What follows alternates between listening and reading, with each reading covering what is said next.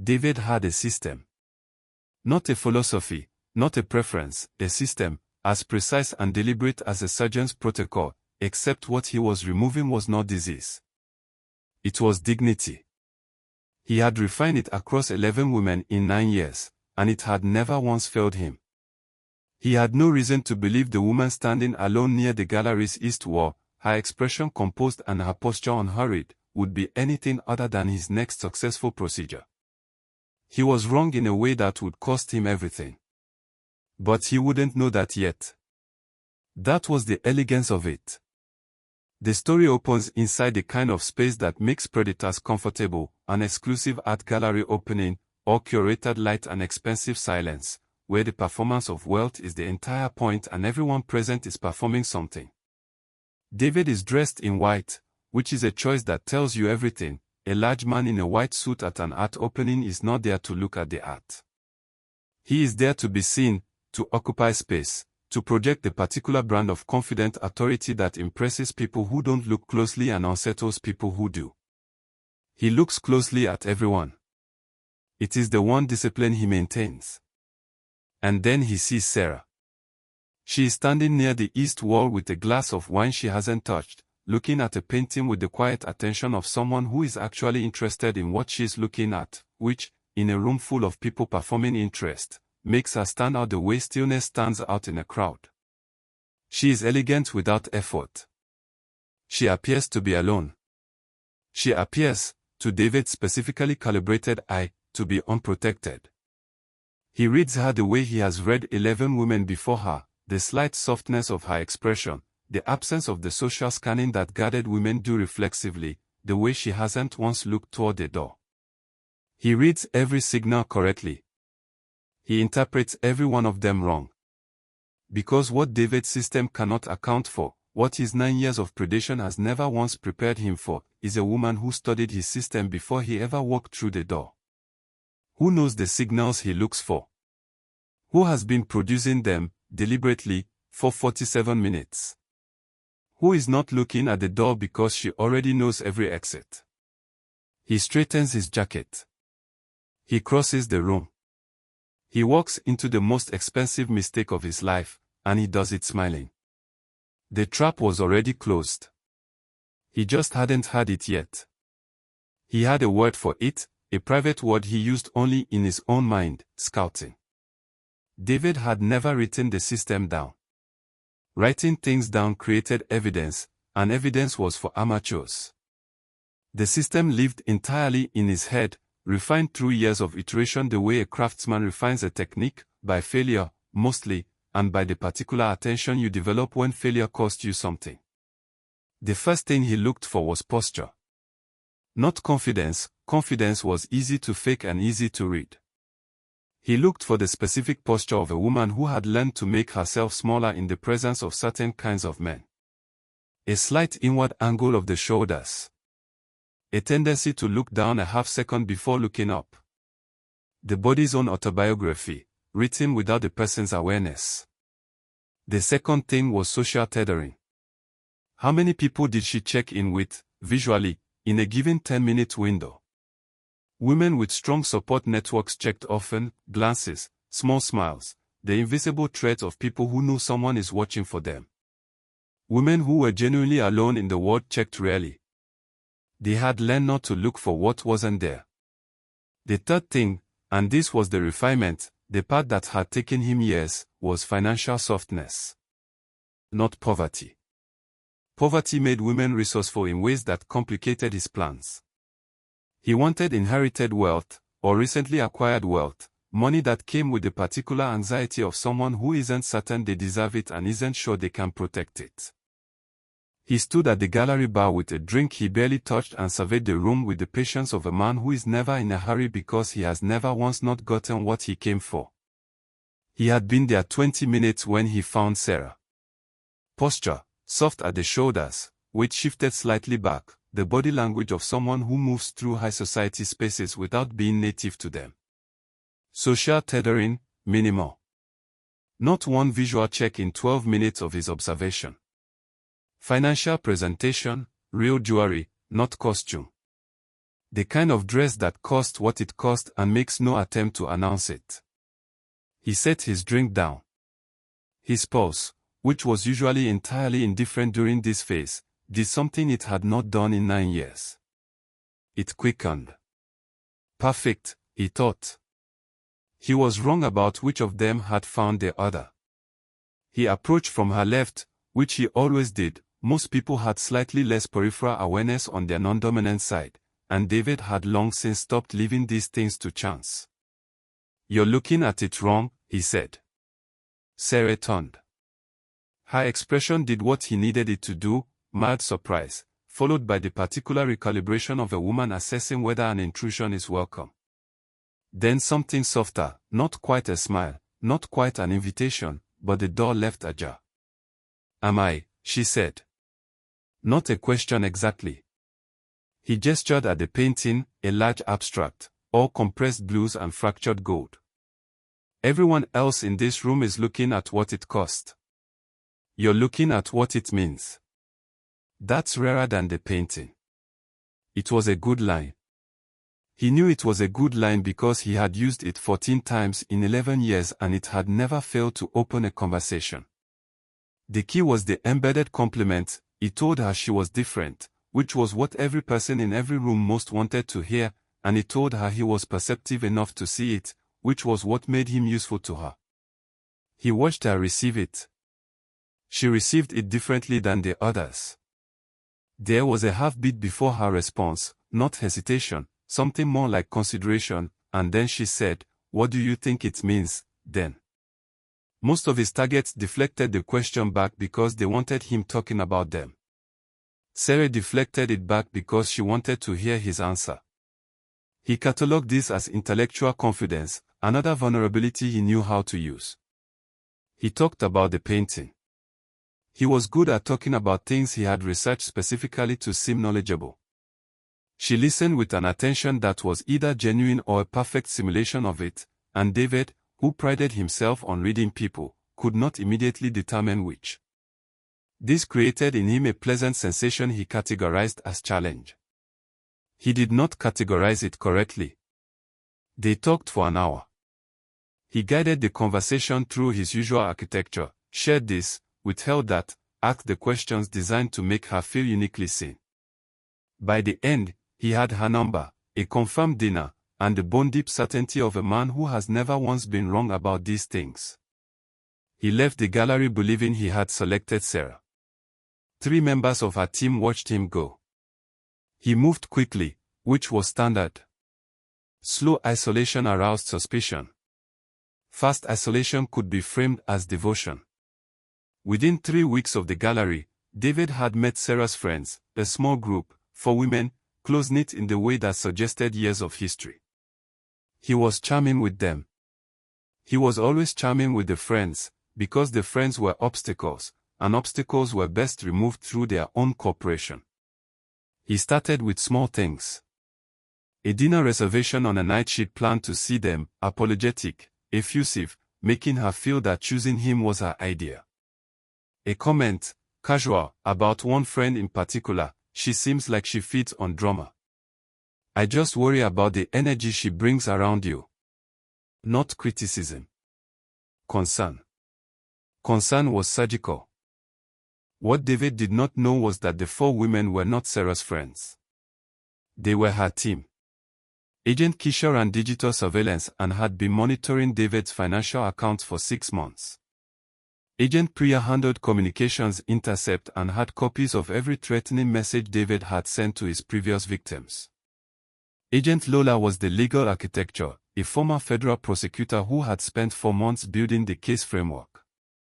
Agent Diana was logistics, which meant she knew the layout of every property David controlled, including the mountain estate he had mentioned twice in conversation with a casualness that was not casual at all. When David began his isolation protocol, they let him run it. Sarah reported each step in precise daily debriefs, conducted in a language she and Keisha had developed during 3 Special Forces deployments, a shorthand that looked, in text form, like the ordinary messages of a woman increasingly preoccupied with a new relationship. "He did a friend concerned thing today," Sarah said, in one of these debriefs. Priya. On schedule, Keisha said. He ran the same sequence with victim 7 on day 19. You're on day 22. He's slowing down, Sarah said. Or he's more interested than usual. Sarah was quiet for a moment. He's more careful than I expected. Does that change anything? No, Sarah said. It just means I need to be more patient. She had learned patience in conditions that would have ended most people. A slow-moving predator did not concern her. She went back to dinner. David poured her wine and smiled the smile of a man who believes he is winning. She let him believe it. There's something worth sitting with here, the image of a woman who has chosen, at great personal cost, to walk into danger deliberately rather than let someone else walk into it unprepared. Sarah had every skill required to simply disappear from David's radius and stay safe. She chose not to. She chose her friend. If that kind of quiet courage resonates with you, stay with this story. It's about to earn your attention. The mountain estate sat at the end of a private road that wound through 11 kilometers of pine forest before delivering you to a gate that required a code David had not shared with her yet.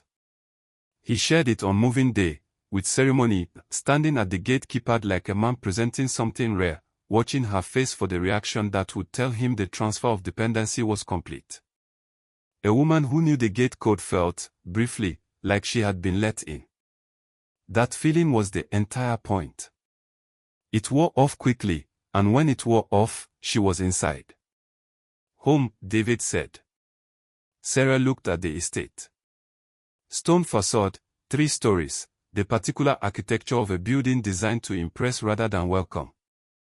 10 rooms that she had already mapped from the floor plans Lola had pulled from the county planning registry 4 months ago. Blind spots in the security camera coverage at the northeast corner of the library, the back stairwell, and the kitchen corridor. It's beautiful, she said. The first week, David gave her the estate as a gift, freedom of movement, access, the performance of a man who had nothing to hide. She walked every corridor and confirmed every measurement she'd memorized. She located the router, the security panel, the emergency generator. She found the room he'd assumed she wouldn't find, a locked study of the master suite, accessible through a panel in the closet. She picked the lock in 4 minutes and did not go inside, because entering it would tell him she'd found it, and she was not ready for him to know what she could do. She relocked it. She went back to the kitchen and made coffee and was standing at the window with a cup when David came down the stairs. "Sleep well?" he asked. "Very well," she said. He poured himself coffee and stood beside her at the window and looked at the tree with the expression of a man surveying his territory, and Sarah looked at the same tree and noted the position of the access path Diana's team used on their nightly perimeter check. All 12 cameras in the estate were streaming to a secure server she controlled. David believed he had brought her here to begin the process of removing her from the world. The process had been running in reverse since the day they met. Her name was Camille. Sarah allowed herself to think about her once a day, at night, when the estate was quiet and David was asleep and she had 60 minutes before the next system check. She allowed herself exactly this and no more, because grief used without containment became fuel used without direction, and she needed her fuel precise. Camille had been the better soldier. Faster in the field, cleaner in her thinking, with the particular gift of reading a room in seconds that Sarah had spent years developing and Camille had simply been born with. They had come up together through selection, through training, through 2 deployments that had built the kind of trust you cannot manufacture in peacetime. Camille had left the service at 32 and met David at 33. Sarah had received the last message 9 months later, a voicemail, 10 seconds, Camille's voice carrying the specific texture of a woman who has been reduced, not broken, because Camille did not break, but reduced, compressed into something smaller than herself. The message said she was fine. It said not to worry. 3 weeks later, Camille was classified as a missing person. David had, of course, been questioned. David had been the picture of grief and cooperation. David had an alibi, a lawyer, and the particular confidence of a man who has done this before and knows how it ends. The police file had been closed inside of 2 months. Sarah had spent the following year building something that could not be closed. She lay in the dark now and ran the operation in her mind the way she used to run mission parameters before insertion, every variable, every contingency, every acceptable risk. The estate was controlled.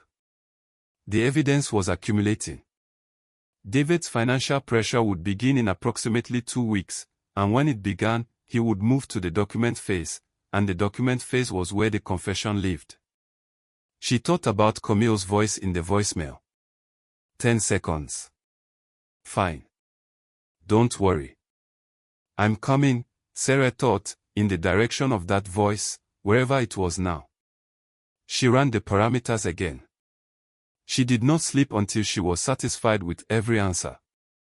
The document arrived on a Tuesday morning, slid across the breakfast table with the casual confidence of a man who has done this before and knows that timing, after warmth, before resistance has organized itself, is everything. My accountant flagged some consolidation opportunities, David said, with his coffee cup in one hand and the specific tone of a man who has decided this is a discussion about logistics, not a discussion about control. Purely protective. With your assets and mind structure together, you're insulated from market exposure.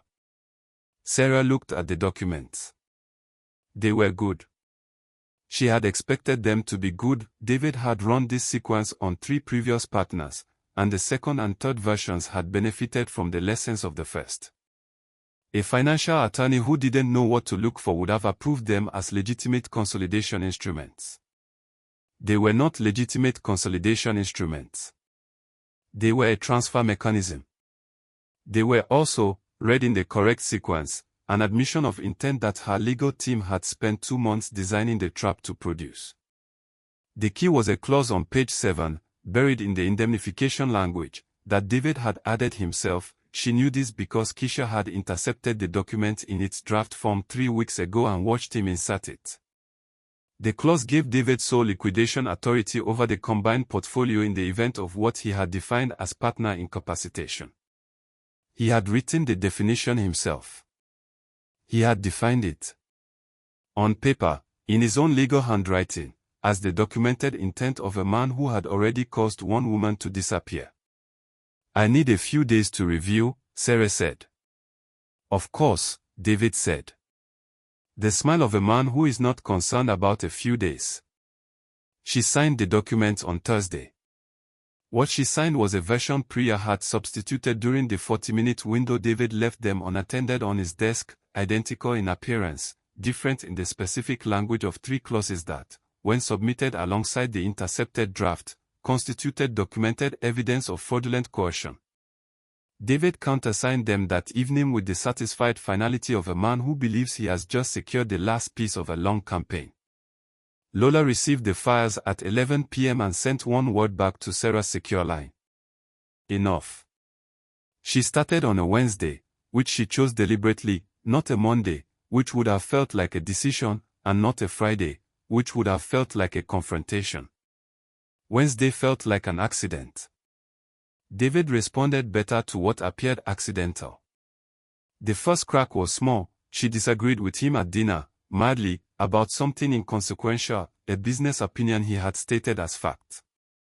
She did it quietly, with evidence, in a tone that was not challenging but was plainly not deferential. She watched his face move through the sequence she had studied in the case files: surprise, recalibration, the brief flash of something colder before the smile returned. You've been doing some reading, he said. A little, she said. He fired it. She knew he fired it, under developing confidence, which in his system was a warning sign that required response. She needed him to respond. She needed the response on camera. The second crack came 4 days later. She took a call in a room he considered his, the study of the kitchen, which she had established early as his space, specifically so that her presence in it would register as transgression. He found her there, midway through a conversation she did not end when he entered. She held up one finger. One moment. The silence in the room had a specific quality. She finished the call. She looked at him with an expression that was perfectly calibrated to the line between composure and provocation. "Who was that?" he said. "An old colleague," she said. "Nothing important." He was in the room's corner camera frame. His jaw was working. His hands were at his sides with the particular stillness of a man exercising control he is not accustomed to having to exercise. "I'd like to know when you're making calls from this room," he said. "Of course," she said, and walked past him. Keisha pulled the clip that night and confirmed audio clarity, David's voice, his demand, his location, his expression, time-stamped and server-logged. "He's accelerating," Sarah texted on the secure line. "Good," Keisha sent back. "We need one more push." Sarah looked at the mountain outside the window. The storm they'd been watching build on the weather satellite for 3 days was arriving tomorrow night. She knew, with the cold precision of a woman who had planned every step of this, what David would decide to do with a storm. The power went out at 9:47 p.m., which was expected. The estate generator kicked on 11 seconds later, which David had arranged as a point of pride and which Sarah had arranged to ensure continuous camera feed to the external server. David had been drinking since 7. Not heavily, he was too disciplined for heavy, but steadily, with the specific rhythm of a man building toward a decision he has already made and is metabolizing the courage to execute. She had watched this pattern in the case files. Victim 4 had described it in her statement: the measured drinking, the long silences, the way the room temperature seemed to drop without the thermostat changing. Sarah had read that statement 11 times. She knew exactly what came after the long silences. She was in the library when he found her.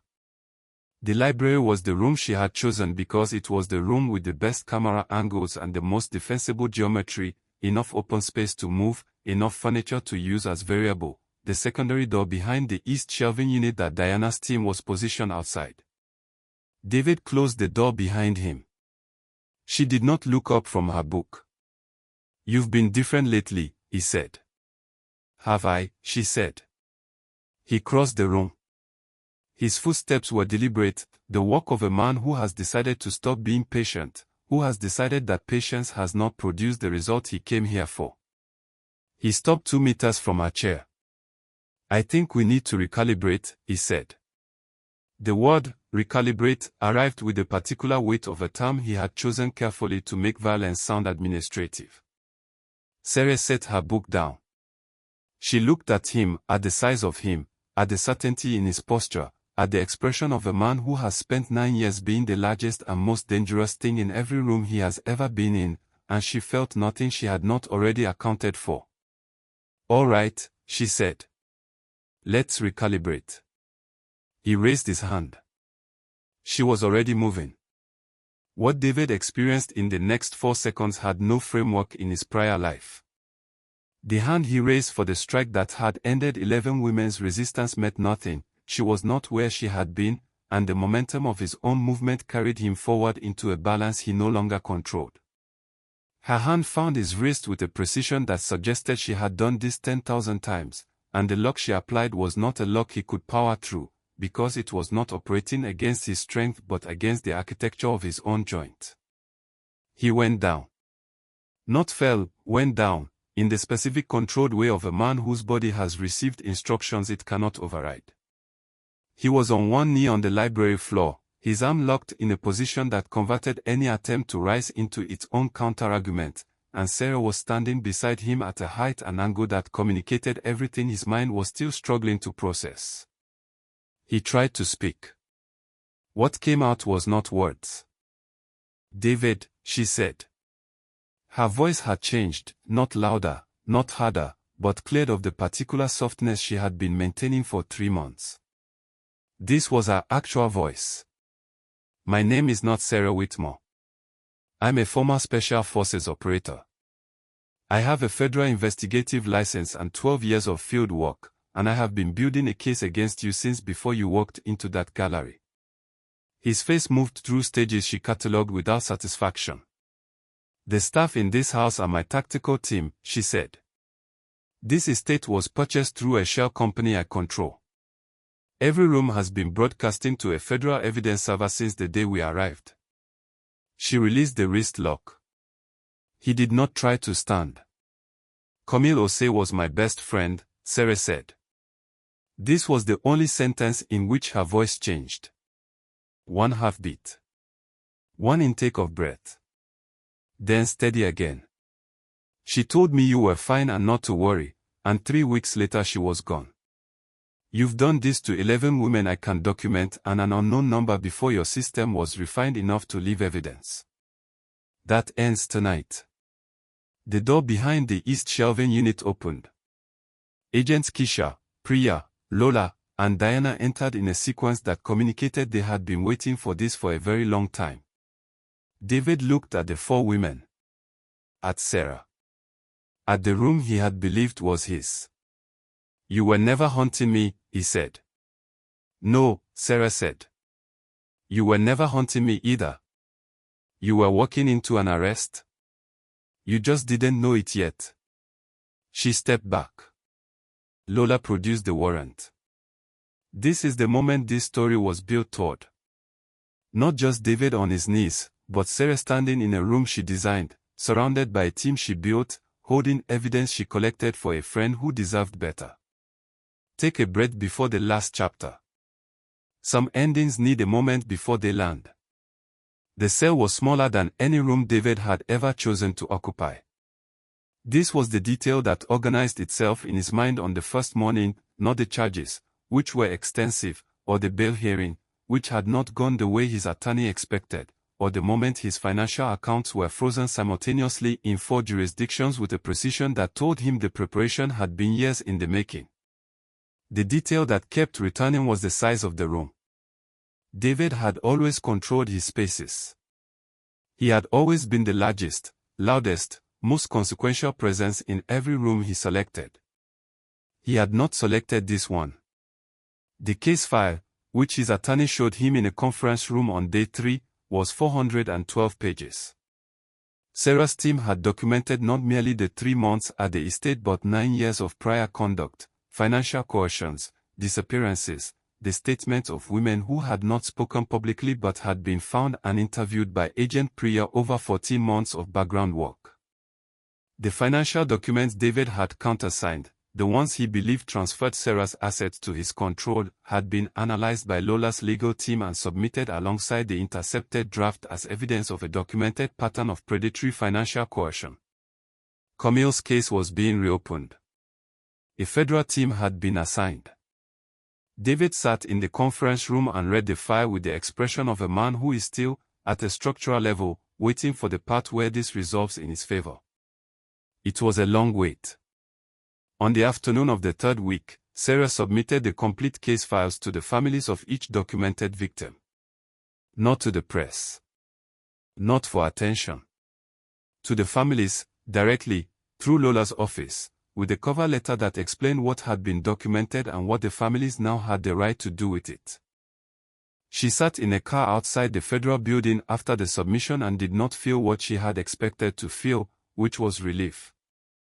What she felt was quieter than that and harder to name, the particular emotional state of a person who has been running towards something for a very long time and has finally, completely, stopped. She thought about Camille. About the voicemail. Fine. Don't worry. I know, Sarah said, to no one, to the car's interior, to the general direction of whatever came after. I know. She sat for a while longer. Then she started the car. She had submitted a consulting proposal to the federal task force 6 days ago, a framework for identifying and documenting predatory patterns before they produced victims. The task force had responded yesterday. They wanted a meeting. David would spend the next 23 years in a cell he hadn't chosen, in a story that had been written around him before he ever walked through a gallery door. Sarah drove towards something that was not vengeance and not closure exactly, but was beginning to look, from this distance, like the thing that comes after both. It looked like work worth doing. It looked, quietly, like enough. Some people spend their lives making the world smaller for others. Some people spend their lives making it safer. Sarah chose the harder work, not because it guaranteed peace, but because the alternative was leaving the next woman to face David alone. If this story reached you, share it with someone who needs to be reminded that strength doesn't always look the way we expect it to, and that the most dangerous person in the room is sometimes the quietest one. Subscribe if you want more stories that give the right people the ending they earned.